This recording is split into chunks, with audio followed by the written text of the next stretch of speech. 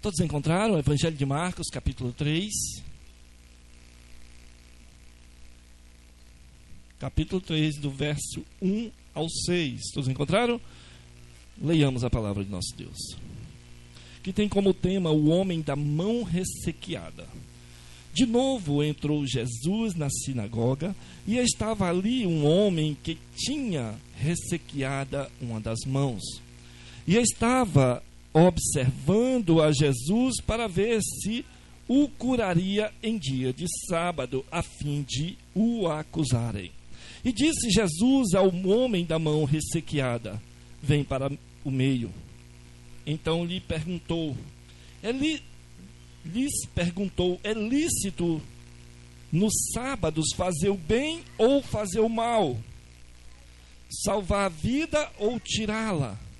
Mas eles ficaram em silêncio, olhando-os ao redor, indignado e condoído com a dureza dos seus corações, disse ao homem: estende a mão. Estendeu-a e imediatamente foi restaurada.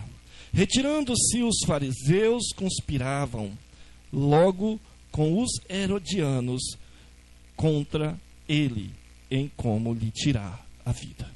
Vamos orar. Querido Deus, amado, santo Senhor, queremos louvar o teu santo nome, Pai. Queremos engrandecer diante de todas as nações o teu santo nome, Pai, pois tu és o único merecedor de honra e glória. Queremos, Senhor meu Deus, diante, Pai, da tua presença, nos render em humildade e reconhecimento da tua grandeza, buscando desposar do conhecimento que há em ti, vindo de ti. Instrui-nos, Pai. Prepara-nos, capacita-nos para tão grande obra, Senhor. Dar-nos entendimento de tão grande feito, Pai, que é as tuas misericórdias sobre nós, seres humanos. Te pedimos, Pai, por cada um dos meus irmãos que aqui estão, os nossos visitantes também, Senhor. Pai, que a tua santa palavra venha ao encontro, Pai, das necessidades do coração e da alma de cada um, Senhor. Pai Santo, ajuda-nos, Pai. Usa-me, Pai, apenas como um canal de transmissão da tua palavra, Senhor. Que eu venha falar aqui, Pai, seja a tua vontade para o teu povo, Senhor. Pai Santo, nos ajuda. Abre nossas mentes, entendimento, coração, para compreender tão grande obra que é a tua palavra, Pai. O teu Filho, Pai, ressurreto, em nosso favor. Em nome santo dele que te pedimos tudo isso. Amém, Senhor. Ok, meus irmãos?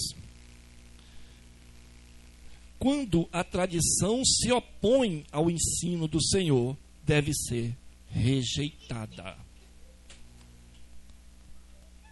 Tradição, do grego paradós, significado entender. Em termos objetivos, se refere àquilo que é transmitido. Exemplo dos ensinamentos de Paulo em 2 Tessalonicenses 2,15, 3, 6, 1 Coríntios 11, 2.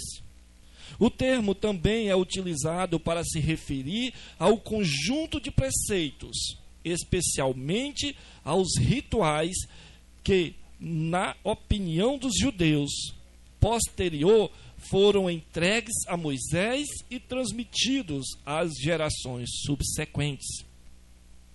A maioria dos judeus atribui maior importância a essa tradição que a lei escrita, enfatizada, especialmente o preceito tradicional fundamentado em Levítico 15:11, que exigia lavar as mãos antes de cada refeição.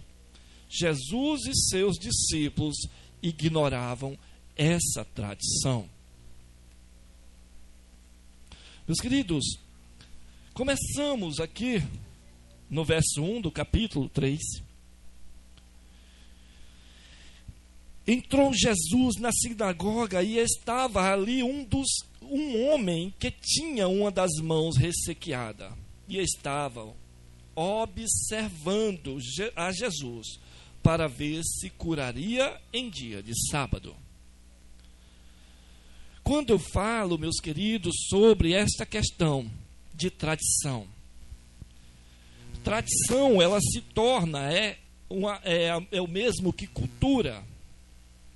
Uma tradição, ela pode ser tão prejudicial, ao ponto de um homem morrer e matar em nome de uma tradição.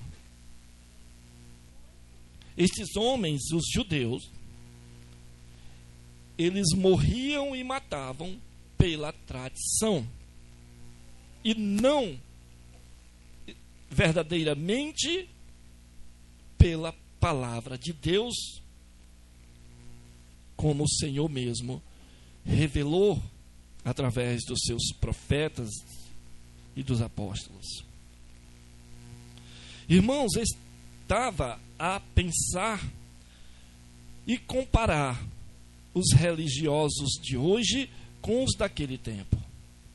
Vemos aqui que os costumes deles estavam maior do que o próprio Deus, ou melhor, sua vontade.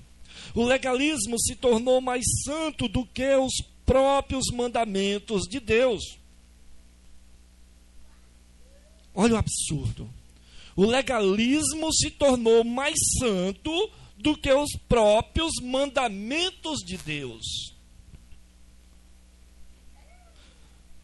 Buscavam a todo custo acusar Jesus de alguma transgressão aos costumes deles, que eles tornaram incumpríveis.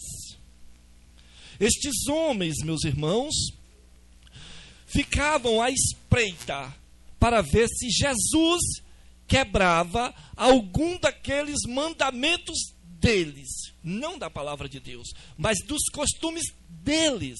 Se Jesus falhava em cumprir os costumes deles. Como eu já falei, eles morriam e matavam por esses costumes. Como eu já falei, estou fazendo aqui um paralelo daqueles religiosos para os religiosos de hoje. Qual o problema de nós, crentes, com o mundo? Vamos olhar de uma forma aqui humana mesmo. Vamos lá. Por que as pessoas não gostam dos crentes? Eles se dizem que gostam de Deus, que adoram a Deus, que tem Deus como Pai, não é isso? E nós amamos tanto esse Deus que só aceitamos Ele como o único Deus, e Jesus, seu Filho, como nosso único mediador, né, intercessor. Qual o problema? O que é que estão fazendo de errado nisso? Se eles dizem que tem o mesmo Deus, se servem o mesmo Deus, e nós amamos tanto esse Deus que somos fiéis a Ele, unicamente a Ele. Então, qual o problema das pessoas não gostarem de nós? Qual a acusação que há contra nós? De honrar a Deus? De ser fiel a Deus? Que eles também dizem que servem, que seguem? Busque algo, uma acusação lógica para este povo. Não há. Por que não há? Estou falando de uma forma humana, de uma forma natural, lógica.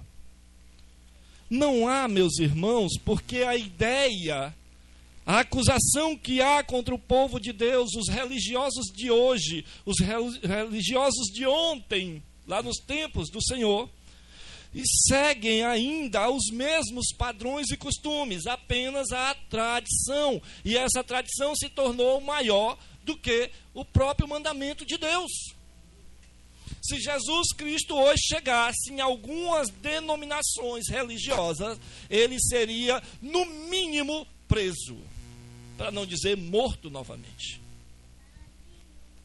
Se Jesus chegasse em alguma religião e dissesse: eu não aceito que adore outros deuses, você acha que ele não seria expulso lá de dentro? Alguém aqui tem dúvida que ele não seria expulso lá de dentro?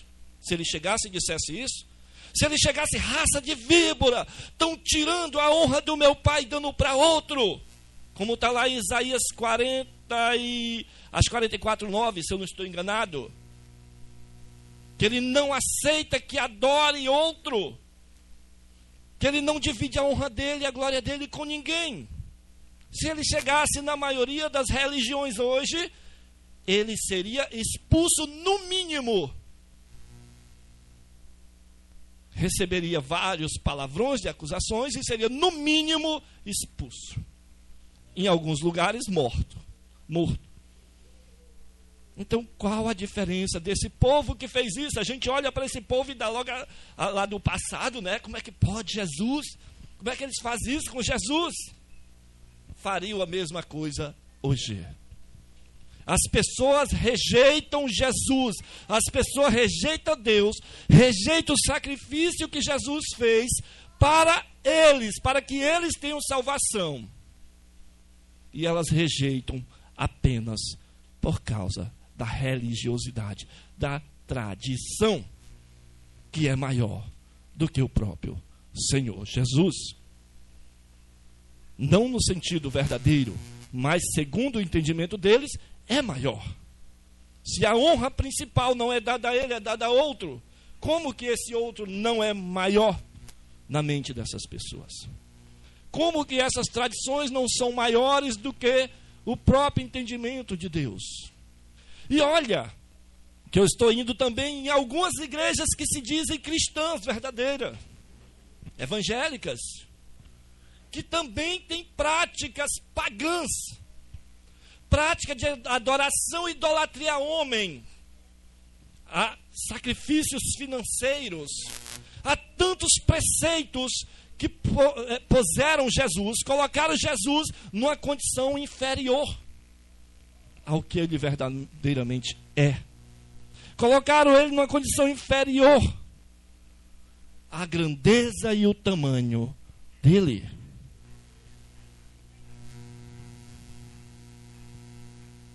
Buscavam a todo custo acusar Jesus de alguma transgressão aos costumes deles, que eles tornaram incumpríveis. Nem mesmo eles conseguiram cumprir esses costumes que eles tanto exaltaram, enalteceram. Nem eles mesmos conseguiram cumprir. Tão grande loucura que esses homens fizeram. Hoje vemos falsos mestres, teólogos que estão pervertendo os ensinamentos de Deus. Pessoas que estão tentando tornar o sacrifício de Jesus insuficiente em nome de costumes. Como eu já falei, eu já cheguei a ver um ser que se diz cristão, se diz pastor, que tudo agora se diz pastor, ele dizer que foi expelir um demônio, expulsar um demônio, e chegou um momento que só o nome de Jesus não era suficiente, ele usou a autoridade dele para expulsar o demônio. Esse ser se diz cristão. Ele se diz cristão evangélico. Não é dessas seitas aí do dinheiro. Eles não são cristãos. Na verdade, eles vão ter um encontro com Deus e eles vão, naquele momento, desesperadamente pedir por misericórdia do Deus que eles tentaram, que eles perverteram. Igrejas que procuram viver mais os costumes do que o próprio evangelho. Líderes que buscam sempre mais punir irmãos do que ajudar. São as práticas nos dias de hoje de pessoas que se dizem cristãs. Pessoas que se dizem que seguem o evangelho de Deus.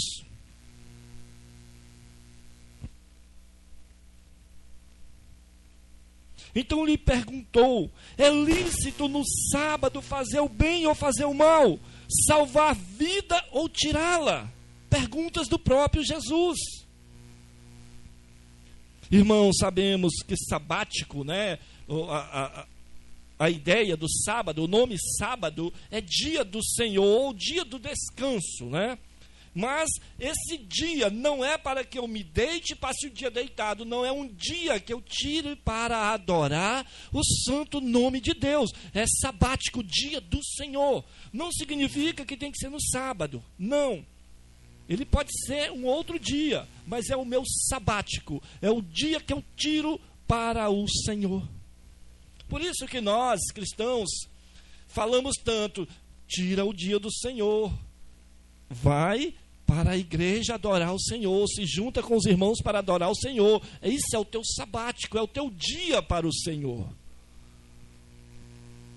E estes homens transformaram um sábado literal ao ponto de que o sábado é que era santo e não o Senhor do sábado.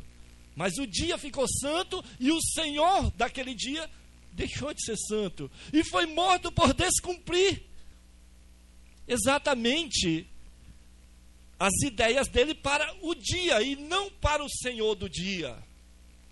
Percebe como o ser humano é tão fácil de mudar, é tão fácil de perverter, é tão fácil de adulterar o que o Senhor criou. O Senhor criou um dia de descanso, um dia para adorar Ele. As pessoas adoram o dia e não o Senhor do dia, que é o próprio Deus, que é o próprio Jesus. É como se nós tirássemos um dia para adorar aqui, que exatamente temos que fazer. Vamos lá, o nosso sabático. Mas eu passo a adorar o dia e não o Senhor Jesus, que naquele dia eu tirei para adorá-lo. Vamos imaginar aqui, vamos entrar um pouco mais. Todos trabalhamos, o único dia de folga é o domingo. Então o domingo eu tiro para adorar o Senhor, não é isso? É o meu sabático, é o meu dia para o Senhor. Só que as pessoas em casa mesmo começaram a adorar o domingo e não adorar no domingo. Adorava o domingo e não adorava a Deus. Isso é o que aconteceu com aquele povo. E o que acontece nos dias de hoje? Tem religião que diz que você tem que... vou tentar lembrar, faz tempo. Que tirar, tem que confessar ao santo homem, tem que ir pelo menos uma vez no ano, no dia, né? Então, ou seja, existem uns ritos que não tem nada a ver com Deus do dia. Eu tenho que tirar o dia, não é para adorar o dia, mas para adorar o Senhor, que naquele dia eu separei para adorá-lo. E eu tenho que verdadeiramente adorá-lo. Esse dia que eu tiro para Ele, eu quero de todo o meu coração adorá-lo. Mas eu não estou querendo dizer, meus irmãos, que é só nesse dia não. Não é só no dia do sabático não. Esse dia é dia de reunião, de encontro. Mas nós o adoramos em todo momento das nossas vidas. Mas esse dia que eu tiro para adorar o Senhor, eu tenho que adorá-lo.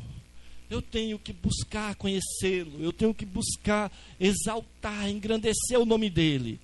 Em todos os dias, lembre disso. Hoje eu estava observando, lembrando, o irmão Alisson, na hora que estava dando o testemunho dele lá, e dizendo que foi evangelizado no ônibus, né, no caminho do trabalho pelo irmão Francisco.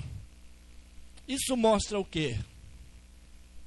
Que o irmão de lá para cá vinha com brincadeirinhas, que o irmão de lá para cá tirava para contar piadinhas, olhar coisas obscenas. Não. Usou este momento para falar de Deus para alguém. E isso deve ser a pegada. Isso deve ser o nosso norte. Isso deve ser o nosso foco. Olha como é a palavra de Deus. Olha, me veio aqui na memória agora, na hora que nós estávamos vindo de lá para cá, um rapaz que trabalhou com a gente há um tempo atrás, ligou para mim e mandou áudios para mim, pedindo para me dar explicação sobre o camelo passando no fundo da agulha. Porque eu estava sempre falando de Deus para ele dentro do carro, no trabalho. E hoje ele está, parece que no Pará, se eu não estou enganado, ou em Rondônia, ele mandando mensagem para mim, perguntando sobre aquilo ali. A palavra fica, meus irmãos. A pessoa pode não se converter e vir para cá, para este lugar junto conosco, mas ela pode converter-se a Cristo e adorar em outro canto e ensinar, se nós ensinar corretamente. A gente viu o testemunho lá de vários irmãos que foram para um lugar que não verdadeiramente tinha o foco em Cristo, mas sim na religiosidade. E essas pessoas todas estavam dando testemunho, foram pessoas que rejeitaram isso por entender que aquilo não era o verdadeiro ensino de Deus. Então ensine corretamente. E eu quero ver a pessoa presa num falso doutrinamento, num falso evangelho. Ela vai ficar por um tempo, mas ela mesma vai perceber, vai rejeitar e vai sair, vai buscar estar em um lugar verdadeiramente santo, um lugar verdadeiramente que ensina a palavra de Deus, ou melhor, um lugar verdadeiramente onde se reúne os santos de Deus. Essa é a ideia do evangelho. Essa é a pegada para nós.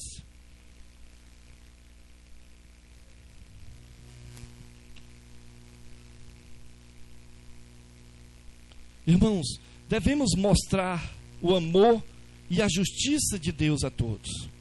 A justiça devemos aplicar em nossas vidas, mas na vida dos outros, deixemos que Deus aplique. Deixemos de hipocrisia, cheios de ódio no coração, rancorosos, e julgando os outros como se fôssemos justos por nós mesmos. Quando eu falo nós, eu sempre tenho isso para que eu esteja o tempo todo me policiando, eu esteja o tempo todo olhando para mim mesmo. Claro que aqui eu estou trazendo sobre falsos homens de Deus que deram mais valor aos costumes, às formas legalistas do que o próprio Senhor. Mas quando eu falo nós, temos que deixar de hipocrisia, é só explicar essa palavra hipócrita, ela tem, aqui para a nossa língua, ela tem uma pegada até mais feia do que o que é, mas o que quer dizer hipócrita é ator. Pessoa que fala, que atua, é uma pessoa, vamos dizer, que diz uma coisa, mas que verdadeiramente é outra. Então a ideia de hipocrisia é estar atuando. Então quando você lembra de um ator, é essa a ideia. A palavra hipócrita é ator, hipocrisia é atuando, né? Então deixemos de atuar e vamos verdadeiramente agir, verdadeiramente ser fiéis a Deus, verdadeiramente honestos com o próprio Deus. E a maior honestidade de um homem de Deus é reconhecer o quanto você é limitado, o quanto você não merece a salvação, o quanto você merece a punição. Isso é ser honesto. É não dizer, eu sou santo, eu mereço o céu. Nós não merecemos. Nós merecemos o castigo eterno. Pela misericórdia de Deus, através do seu Filho Jesus Cristo, nós não vamos. Mas o que nós merecemos é a punição eterna. O próprio Paulo diz, miserável homem que sou, aquilo que quero não faço, e aquilo que eu não quero faço. Para você entender o quanto nós homens somos falhos diante da presença do Deus tão santo, do Deus tão justo, do Deus tão bom.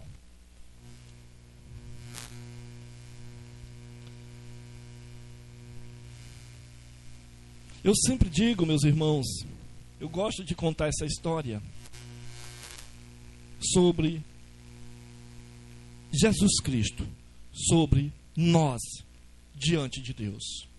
Nós não iremos entrar no céu através da nossa justiça. Ah, eu dei esmola, não adianta de nada.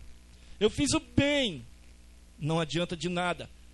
Deixa eu refrisar aqui, para a salvação. Mas por eu ser um homem de Deus, eu tenho essas práticas.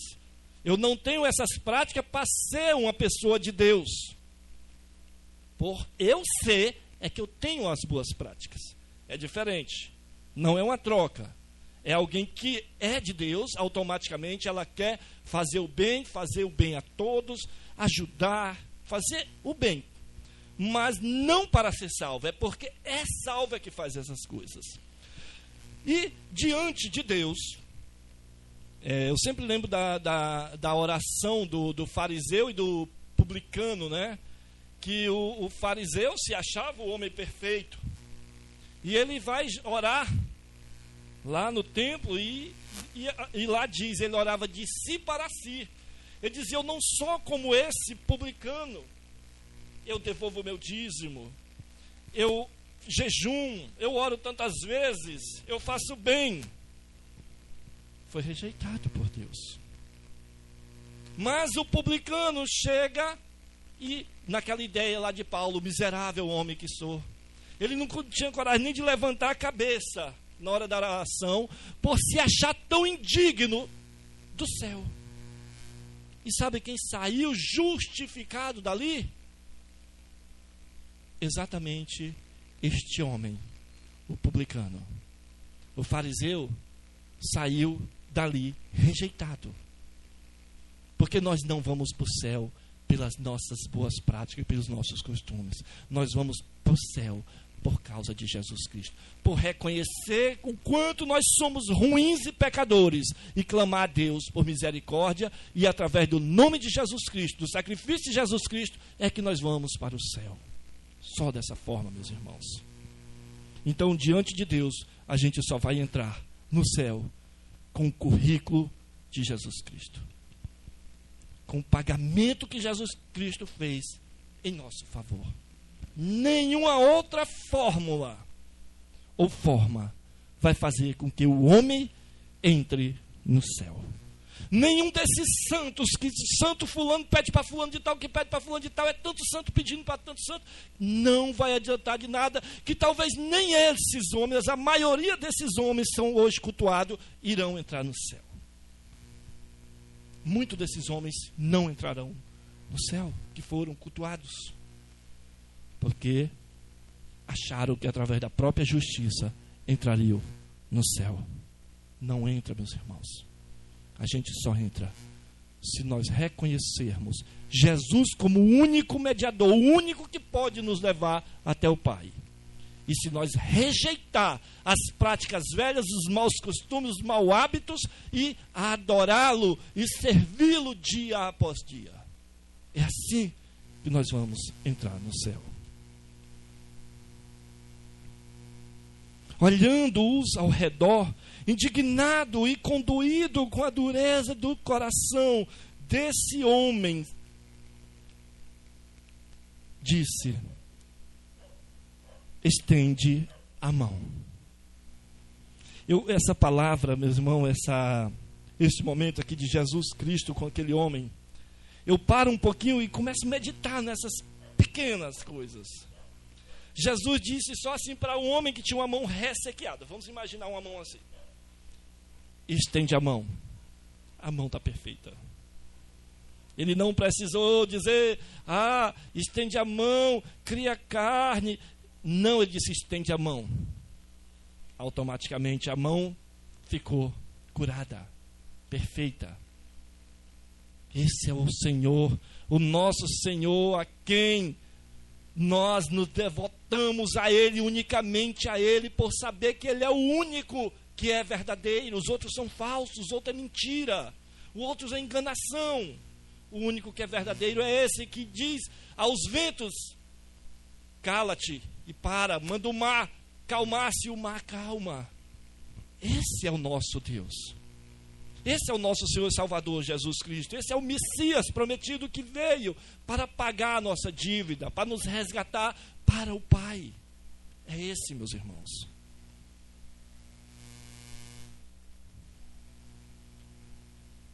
Podemos ver aqui a indignação de Jesus Cristo com aqueles homens que estavam tão embriagados com suas doutrinas que esqueceram de quem era a verdadeira lei. Eu sempre digo, só um exemplo aqui, meus irmãos. Estava numa igreja, essa igreja estava sem pastor, e eles estavam batizando, e eu fui nesse dia. E quando terminou o batismo, eles disseram: não, essas pessoas que foram batizadas, elas ainda não se tornam membros. E eu: como assim? Não, porque elas foram batizadas, mas elas têm que passar por uma... ela tem que pedir à igreja para se tornar membro. Mas, meu querido, vem aqui, vamos conversar um pouco. Hoje esses irmãos foram ligados à igreja invisível, à igreja do Senhor, não é isso? Pelo batismo, através do batismo de Cristo, sacrifício de Cristo, foi. Mas eles estão aptos para adentrarem na igreja do Senhor, se tornar membro da igreja do Senhor, mas a sua igreja está tão santa que eles não estão prontos ainda. Aí o irmão foi lá e, meu irmão, eu não tinha percebido isso ainda. E disseram que vão mudar o estatuto da igreja por causa disso. Não que eu fui lá para... Não, mas às vezes um estalozinho, um irmão com pouco conhecimento, às vezes fala uma coisa e a pessoa para. Porque costumes entram, mas práticas entram em todos os lugares se nós não tivermos atento, buscando dia após dia meditar na palavra do Senhor, compreender a vontade dele. Entre os maus costumes dentro da igreja do Senhor, a igreja local que eu falo. Então, estes homens lá perceberam o erro que estava acontecendo na igreja deles. Que as pessoas estavam prontas para entrar na igreja de Cristo, mas não estavam prontas para deles. Isso foi o que os fariseus fizeram. As pessoas não conseguiram cumprir a lei instituída, vamos assim dizer, né? Não instituída, porque foi instituída por Deus e escrita por Moisés, mas eles criaram tantas emendas nessa lei, parece os dias atuais, né, dos governos, tantas emendas nessas leis, que as pessoas não conseguiram cumprir. E a lei se tornou maldita. Os homens não conseguiram cumprir por tantos maus ensinos que foram colocados dentro da igreja do Senhor. E hoje continuam fazendo dentro dos lugares que se diz igrejas do Senhor, meus irmãos. Colocando maus ensinos. E muitas das vezes é atraente para as pessoas. As pessoas gostam. As pessoas preferiam muito mais, não vou dizer vocês, certamente que não, senão vocês estariam nesses lugares, mas vocês iriam preferir muito mais que aqui tivesse um show gospel do que uma mensagem pregada. Hoje vai ser só cantar, pular. Vai ter gente falando em língua. Hoje o pregador vai trazer várias curas. O pregador hoje vai adivinhar o CPF das pessoas. Estava assim aqui hoje. Então, nós certamente não estaríamos aqui. Porque nós já rejeitamos isso. Mas a maioria daqui estaria aqui hoje. Porque as pessoas gostam desse tipo de coisas. As pessoas gostam de serem enganadas. Chega um ser que manda você se ajoelhar diante dele e confessar-se para ele que o chefe dele tem autoridade na terra para perdoar os pecados. Quantos milhões neste país tem que são seguidores dessas pessoas? É a igreja mais rica do mundo. Se é que pode chamar de igreja. Tem banco próprio. Ninguém diz nada com eles. Tem uns ladrão aí também, não justificando, né? Porque ladrão não justifica um ladrão porque tem outro ladrão.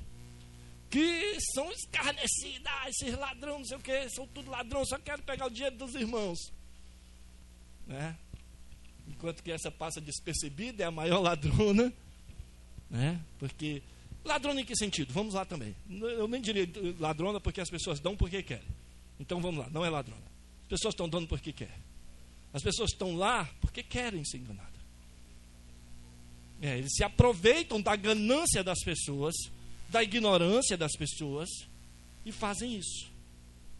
E esses costumes, essas tradições são tão grandes que tenta tirar ela. Tenta mudar o dia da festa do ídolo para tu ver se tu muda. Tenta mudar o dia da festa do ídolo, para ver se consegue mudar. Chega um sacerdote desses ídolos. Vamos lá, o sacerdote do ídolo daqui. Tenta mudar o dia da festa do ídolo daqui, para ver se consegue.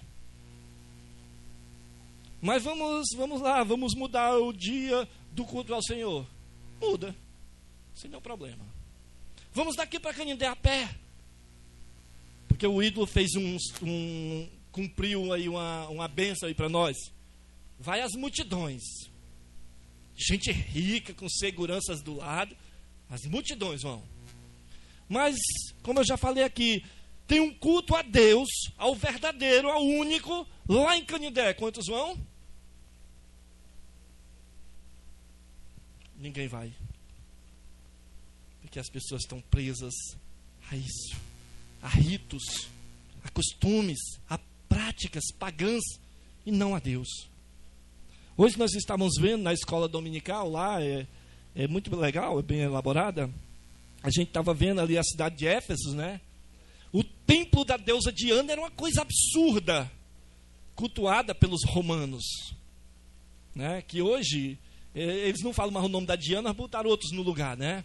Então, mais aqueles ídolos de lá vieram através de Constantino para dentro da religião, e por isso que hoje, toda semana, é feito um bocado de santo, né, de intercessores. Era uma coisa absurda. Como é que as pessoas fizeram algo tão grande, faraônico aquilo ali? Aquele templo, aquela falsa, ou aquele falso Deus. Se hoje fôssemos nos juntar, vamos fazer um templo dedicado a Deus, até porque não é isso, a gente sabe que não é isso e nem se deve fazer essas ideias de que lá Deus está. Não, Deus não habita em prédio, Deus habita em pessoas. Mas se fôssemos dizer assim, vamos fazer um grande templo de adoração a Deus no Maranguape, quem ajudaria financeiramente? Né, meu irmão? Mas você sabe quantas pessoas patrocinaram e deram oferta e ainda arremataram produtos que deram o produto e ainda arremataram para o falso Deus? Teve aqui esse ano. Ainda se gloriou, eu arrematei por tanto. Está vendo o dia do arrebatamento, como é que tu vai arrebatar? Que Deus tenha misericórdia da tua alma. Percebe como é as pessoas, meus irmãos? Palavras duras, meu irmão, duras. A palavra de Deus, ela não é tão simples. É maravilhosa, mas exige, cobra. Eu só estou querendo traçar esse paralelo aqui dos religiosos do passado com os religiosos de hoje. Se dissesse aqui, vamos comprar uma porta para botar no prédio da Betel. Vamos lá, o nosso projeto ali é bem bonito, que vai ser, se Deus quiser, se Ele permitir, vai ser. É um projeto bem bonito, mas que Deus não vai habitar naquele lugar, Ele vai habitar em nós que vamos nos reunir lá. Ele habita em nós que vamos nos reunir lá. Mas se eu disser, vamos comprar, botar aquela vidraça que tem no projeto, que é caro. Vamos sair pedindo aqui nos comércios, patrocínio. Olha, para aquela igreja, vocês sabem, trabalho com as crianças, não tem idolatria, não tem mentira, é honesto, com o próprio bolso, os irmãos com o próprio bolso sustentam o trabalho de criança, alimenta as crianças, ensinamos o evangelho às pessoas. Você acha que quantos comerciantes iam patrocinar? Nós não iria jamais, eu aceitaria como pastor, eu estando jamais fazer bingo, eu não faço. E muito menos esse negócio aí de arrematar. Mas vamos imaginar que teve essas doações. Vamos fazer lá. Você acha que quantas pessoas tinham aqui para arrematar? Os produtos que eles mesmos deu. Uma pessoa se gloriando porque arrematou um cacho de banana. Eu sempre confundo. Cacho é penca, aquele grande. Grandão. Cacho. Penca é a pequena, né? Então está ao contrário. Então, a pessoa se gloriando, um comerciante, porque arrematou um cacho de banana e contando lá, cheio de glória. Percebe, meus irmãos, como é? Percebe como para fazer para os falsos deuses as coisas é fácil e as pessoas correm desesperadamente para fazer? Agora faz para o Deus verdadeiro, para ver se faz. Ninguém quer fazer por Deus verdadeiro. Isso é o que, meus irmãos? Isso é o que? Se nós pararmos para meditar. Eu não estou dizendo que nós temos que fazer, viu? Não fazemos esse tipo de coisa. O nosso Deus não precisa ser em cima do monte, o nosso Deus está em todo lugar, o nosso Deus habita em nós. O que nós temos que fazer é ser obediente a Ele, reconhecer o Filho dEle como o único sacrifício válido, o único que pode e que é aceito por Ele, porque Ele mesmo disse: esse é meu Filho amado, em quem tenho prazer. Esse é o nosso dever, amar esse Deus, ser obediente a Ele, buscar conhecê-lo. Isso é o verdadeiro Deus. Tudo isso que eu falei aqui foi só um comparativo, para você ver como o falso é querido e é buscado. Como as pessoas se deleitam com o falso e rejeitam o verdadeiro. É isso que os judeus fizeram. E é isso que essas falsas religiões fazem. É no que eles transformaram a igreja verdadeira do Senhor. Foi nisso.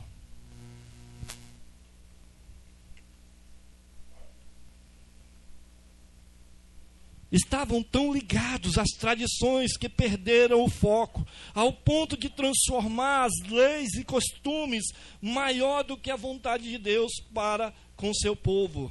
Mesmo vendo a autoridade de Deus na cura daquele homem, eles rejeitaram Jesus. Naquele momento que Jesus cura aquele homem, era a autoridade de Deus que estava ali. Eles rejeitaram. E Jesus se condoeu daquele povo. Quando buscamos encontrar a palavra, o significado da palavra condoer-se, quer dizer tomar a dor e o sofrimento para si. Naquele momento que Jesus se condoeu, ele tomou para si a dor e o sofrimento daquelas pessoas, as quais elas iriam passar. E passaram. Basta lembrar que rejeitaram a Jesus. Essa é a essência do Evangelho, se pôr no lugar do outro. Costumamos facilmente achar que as dificuldades dos outros são menores do que as minhas, mas não fazemos o principal, nos pôr no lugar do outro. É muito fácil olhar para uma pessoa que está enferma e dizer: ah, isso é frescura, é bem facinho, mas não se põe no lugar. Não vai para o lugar daquela pessoa. Nunca passou uma noite, eu vou ficar a noite com meu irmão no hospital. Não vai, não se põe no lugar dela. Eu amo, ô irmão, o irmão está em dificuldade, nem olha para o irmão. Que irmandade é essa? Que amor é esse? É muito fácil. Olha para você ver como nós estamos fazendo o correto ou não. Vamos lá. Quem tem irmãos aqui, irmãos naturais, né? Físicos. O seu irmão, na hora do culto, na hora de você ir para o culto, o seu irmão diz: cara, eu estou passando mal, preciso ir para o hospital. Naquela mesma hora você larga e você vai socorrer o seu irmão. E não está errado em fazer isso não. Até porque, através desses atos e atitudes, você pode ganhar ele para Cristo. Mas se o seu irmão em Cristo: cara, eu estou muito mal aqui, cara. Ô, meu irmão, estou indo para o culto, Deus te abençoe, viu? Eu vou orar para você melhorar. Percebe a diferença? Que irmandade é essa? É só bordão. Tem muita gente que é apenas bordão. Irmão. E não se põe no lugar do outro. Não busca viver preocupado com as dificuldades do irmão.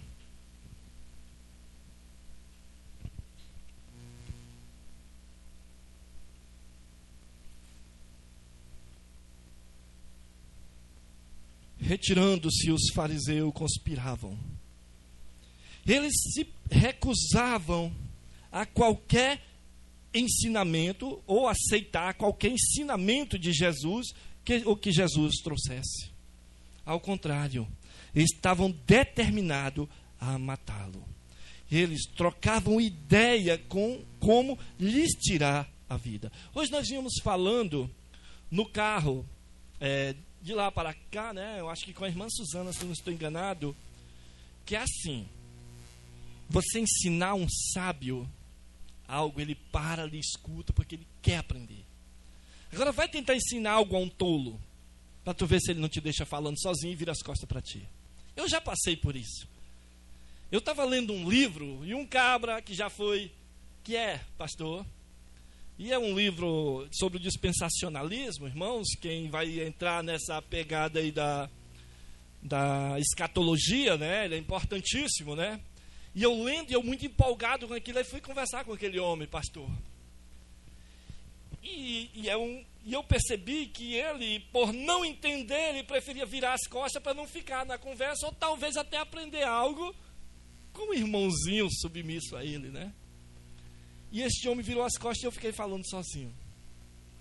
E eu, puxa vida, eu não queria ensiná-lo, eu queria aprender. Olha, eu estava vendo isso aqui assim. Mas ele podendo dizer, eu não vi por este lado, eu ainda não vi isso aí. Mas não, ele preferiu só virar as costas e me deixou falando sozinho. Então ensinar um tolo, meu irmão, ele nunca vai querer aprender. Ele já tem uma opinião formada, eu não aceito, não quero ouvir. É simplesmente assim. Tenta ensinar um tolo para tu ver. Agora tenta ensinar um sábio, se ele não para escutar. Uma das coisas que nos tocou muito no dia das entrevistas aqui, a gente ver homens, daqueles que vieram, homens de vários níveis, tinha ali, né? Homens formados, tinha engenheiros, tinha comerciante, mecânico,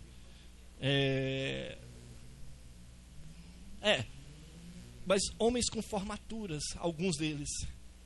E quando os irmãos saíram, né? Eles pararam e disseram, olha, o tanto que a gente aprende nisso aqui.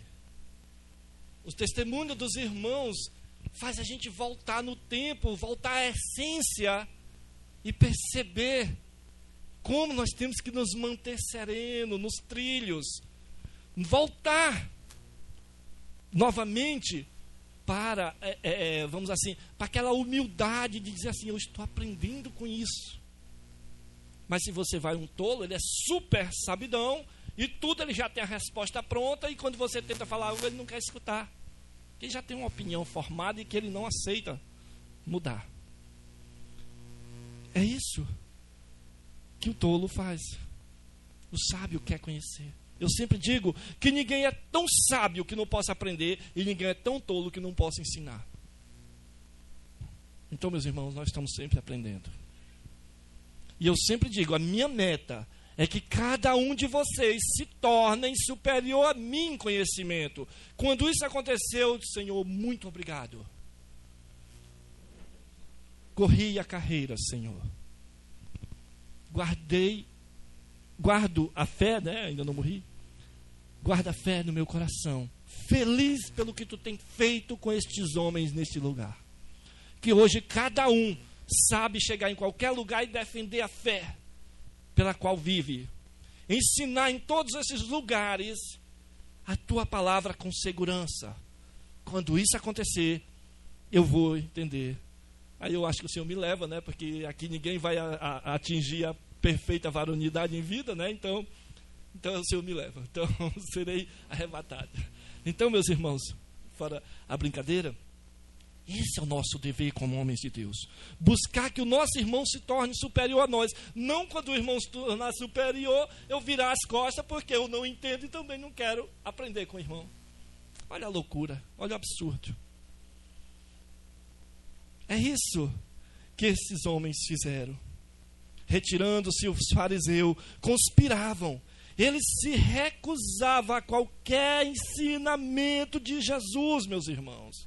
Eles se recusavam a escutar Jesus para aprender. Ele pode falar, mas eu não vou escutar porque eu vou matar ele porque ele descumpriu o sábado. É tipo isso, entendeu? A ideia desses homens na mente era isso. Era igual você dizer assim, olha, como as pessoas passam a mão numa imagem e beija. Essa imagem está morta, ela não fala, não pensa, não anda. Eles te matam até. Porque acreditam que aquilo é verdade. Mas diz, mas a palavra verdadeira de Deus está aqui. Lê isso aqui. Eles rejeitam porque diz que isso aqui é um livro da igreja e não de Deus. Defendem isso abertamente, viu? Tem um ser aí que se não fosse trágico, era cômico. Ele dá uma desvainecida, ele diz que até é pai, mas tem hora que ele dá umas deslizadas feias. E ele diz que Maria é a esposa do Espírito Santo. Para começar, Jardel... Não, é um novo agora, um gordão, bem feioso. Ele diz que Maria é a esposa do Espírito Santo, ou seja, transforma Maria, a Santa Maria. Ela é uma santa, uma mulher perfeita. No sentido, vamos assim dizer, perfeita em que sentido? Em obediência a Deus. Mas ela pecou, ela foi uma mulher como todos nós somos. O único ser humano que veio aqui e não pecou, 100% humano, 100% Deus, foi Jesus Cristo. Todos os outros pecaram. Ele já transforma ela numa pecadora adúltera. Maria foi mulher de José. Você não pode dizer que Maria foi mulher de outra pessoa. O Espírito Santo é uma pessoa. Ele diz que ela foi mulher dele e nunca teve relação com o marido. Outro pecado. O corpo dela pertencia a José. Maria teve vários filhos, aquele ignorante não sabe porque não lê a Bíblia. Eu não aceito que fale mal de Maria na minha frente. Agora, o que é falar mal de Maria? É dizer que Maria é uma coisa que ela não é e que ela rejeitaria com todo vigor e força. Maria tivesse em vida e alguém fosse fazer o que fazem hoje, essa adoração a ela, ela expulsaria, rejeitaria na hora. Porque ela é uma santa mulher, obediente a Deus. Ela é uma criança, vamos assim dizer, de entre 12 para 13 anos, ela engravidou. Naquela época era assim, de Jesus Cristo. Ela engravidou através do Espírito Santo e concebeu Jesus Cristo. E aquela mulher naquela idade, ela disse: eis-me aqui, Senhor. Ela reconhece Deus e se oferece: estou aqui, Senhor, faz a tua vontade. Aí você quer reduzir essa mulher a uma pecadora adúltera? Você quer reduzir essa mulher ao ponto de dizer que ela não foi fiel ao marido dela?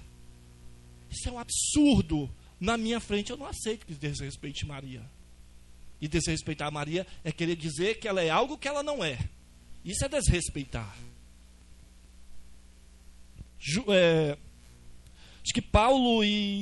Acho que foi Paulo e Barnabé, se eu não estou enganado, chegaram numa ilha e quiseram adorar o nome deles. Ele rasgou as vestes e foi logo rejeitando totalmente aquela adoração que quiseram dar a ele. Só que depois que ele morreu, o pessoal começaram a fazer, ele também não pode mais fazer nada. Mas ele vai estar lá, viu, no julgamento. Ele vai estar lá. Os 12 homens, os 12 apóstolos vão estar lá. E eles clamam no trono do Senhor: até quando, Senhor? Tu vai deixar esse povo sem punição? Eles vão estar lá. Tomaram a glória de Deus para dar para eles sem eles aceitar. Vão estar lá. Maria tivesse em vida, jamais ela aceitaria esse absurdo que fazem usando o nome dela, roubando a glória que é do filho dela, do Deus dela, do Salvador dela, que é o próprio Jesus. Para dar para ela, ela jamais receberia isso. Jamais. Estes homens, meus irmãos, trocavam ideia de como tirar a vida de Jesus. Uma decisão já tomada posteriormente. Eles estavam sempre à espreita, procurando uma forma de pôr em prática, chegando ao ponto de se unir aos herodianos. Só para você ter uma ideia aqui, olha o que é os maus. Olha o que é que eles fazem. Vamos ver aqui o PT se unindo aqui com o pessoal da direita só para fazer o mal. Vamos ver aqui, ó. Isso é uma brincadeira, viu, meus irmãos? Mas vamos ver aqui, ó. Olha o que eram os herodianos, olha aqui, ó. Os herodianos, para vocês entenderem, meus irmãos, era um partido político que existia naquela região. Olha aí, era um povo judeu, mas que não estavam nem aí para os judeus. Era aqueles, vamos chamar aqui na nossa língua, babão. que amavam Roma, o império que os escravizava. Mas eles, para estar ali, né, vamos lá, eu estou aqui, pelo menos eu vou levando meu jeito, era um partido político que rejeitava totalmente tudo que os fariseus defendiam. Quem sabe os fariseus se achavam os maiores cumpridores da lei de Deus, mas os herodianos, que também eram judeus, rejeitavam em tudo os fariseus. Mas olha aqui o que acontece. Olha o que esse povo faz. Eram inimigos, mas em nome de matar o Filho de Deus, olha o que é que eles fazem. Se uniram para juntos tirar a vida de Jesus. Olha o que diz aqui Mateus 22:16.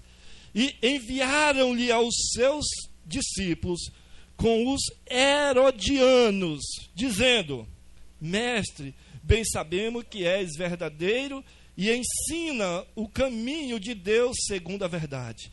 E ninguém se te dá, porque não lhe olhas a aparência dos homens.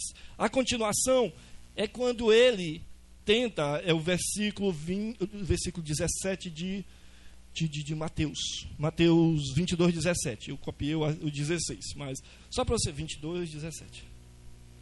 Mateus 22:17. Só um instante.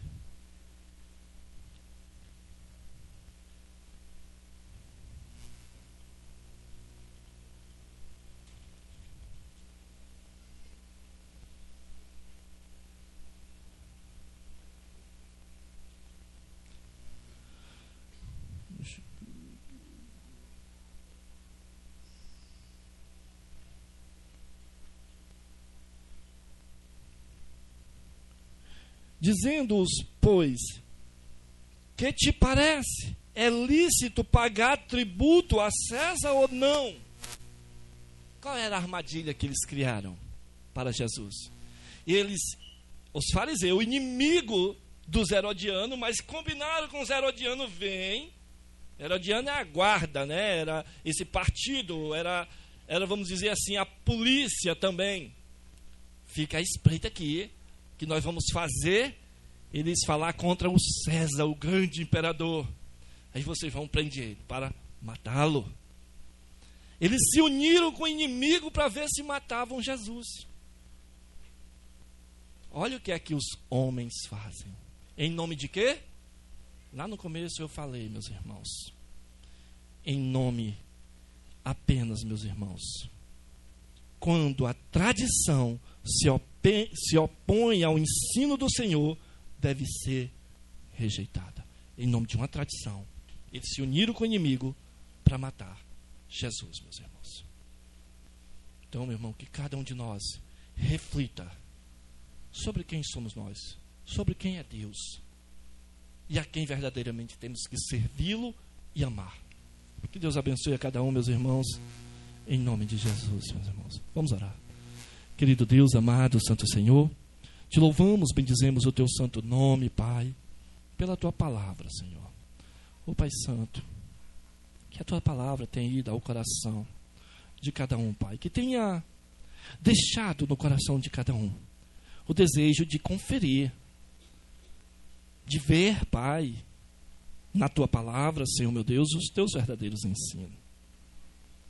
Que tenha causado no coração de cada um o desejo de buscar conhecimento de ti, Pai. Senhor meu Deus, é no nome santo de Jesus que te pedimos. Amém. Tem louvor? Até aqui.